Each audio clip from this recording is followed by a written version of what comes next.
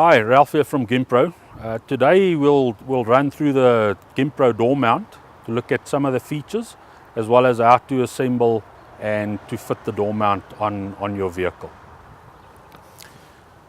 The door mount consists of a support bar that holds it onto the vehicle, suction cup lever that helps with stability of the door mount. The main feature of the door mount is the swivel arm that gives you all the articulation and movement of your gimbal with your camera mounted. The nice feature about the door mount is it clamps on the outside of your vehicle, doesn't impede the window at all, so you can swing your gimbal and swivel arm out the vehicle, close your window in case of dust, rain, excessive wind, anything like that. Does fit on the outside, just clamps on. It's got leather clad hooks so it doesn't scratch the vehicle. Rubber suction cup to give us the vertical stability. On the door mount is very universal. You've got on the front, you've got width adjustment for various size vehicles. On the back, the most important part of the door mount is the clamp section, which we'll go through in detail, how to clamp on, what to look for, as well as your width adjustment and angle adjustment. Looking at the details of the door mount, the clamp side is the most important because this is where you're going to make sure that it's clamped tightly on your door. The turn knob will push against the slide to make sure that the leather clad clamp hooks securely on your door. On the clamp side, the clamp hook is designed to be loose, to find its own position according to the angle of the lip of your door that we're clamping onto. So saying that this is the most important part, always make sure when you clamp this onto the vehicle that there is some daylight between the main shaft and the clamp block. Don't ever have these two butting up against each other because it means we can't clamp any tighter.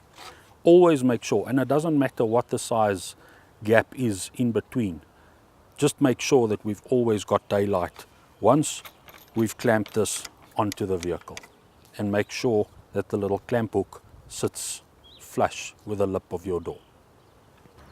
Right, on the front side of the door mount, we've got the front hook plate and width adjustment. So this knob on the front here is to allow width adjustment for various size doors. It makes the door mount very versatile to use on a lot of different vehicles. Once you've set the width, and we'll go through that in detail fitting it on the door at a later stage. Once you've got the width set, make sure that you properly lock this lever down to stop the slide moving once we start clamping on the door. On the front hook, we've got an adjustment bolt that we need to loosen with the included Allen key just to set the first angle change when we fit it on the vehicle for the first time. By loosening this bolt, we allow this hook plate to be angled to fit snugly on the front of the vehicle. Once we've angled this correctly and got the right position, all we need to do is just lock that bolt down again, and we can forget it until you want to put it on a new vehicle. I'm going to try and show you the wrong way around from my point of view to put the door mount on, as you would normally stand on the outside facing the vehicle. The first thing we look at putting the door mount on is to make sure the daylight that I mentioned earlier on. Giving yourself some daylight, an inch and a half of daylight. We hook the clamp side on the door. We then hook by loosening, we first loosen the slide adjustment, width adjustment. Once we've got that loose, we can hook the front hook on the door while putting tension on the door mount to keep a gap at the back. So we don't want this gap to close at any point in our fitting. We look at keeping that gap. We push the front slide all the way in until it hooks on the front, nice and snug. Then we clamp the front down very tightly. You can move the little slide arm out to give yourself some more grip on it. Tighten it down properly. There, the door mount's on the door already, but it's not secured yet.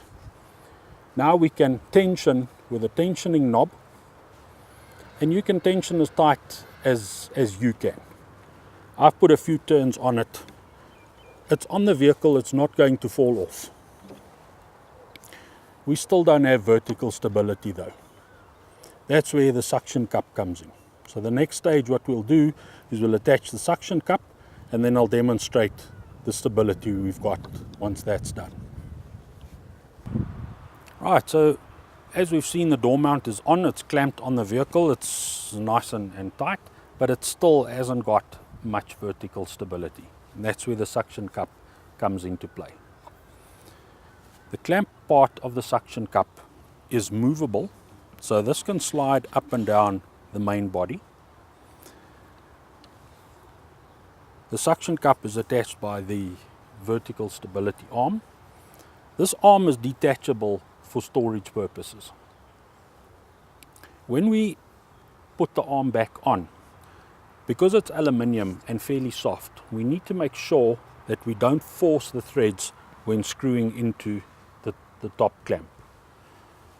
Gently just start twisting. Once you feel it snagging, don't force it.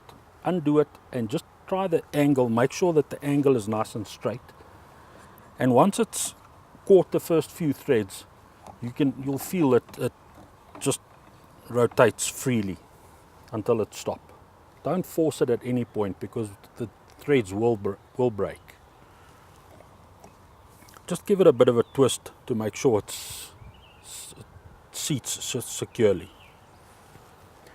To adhere the suction cup to the vehicle, undo the top knob as well as the bottom suction cup knob, so that the suction cup can move freely and find its own place on the door.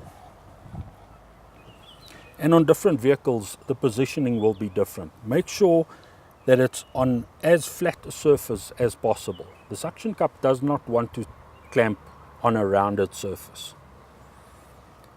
So finding a nice flat surface, while pushing down on the suction cup, just flip the lever down and that'll create the vacuum that secures it on the door.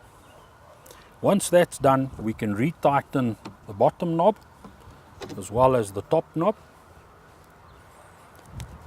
and your door mount is completely secured on the vehicle. But on certain vehicles, the angle of the door where you clamp on is quite an acute angle. And what the door mount tries to do, tries to settle itself on an even plane on that angle.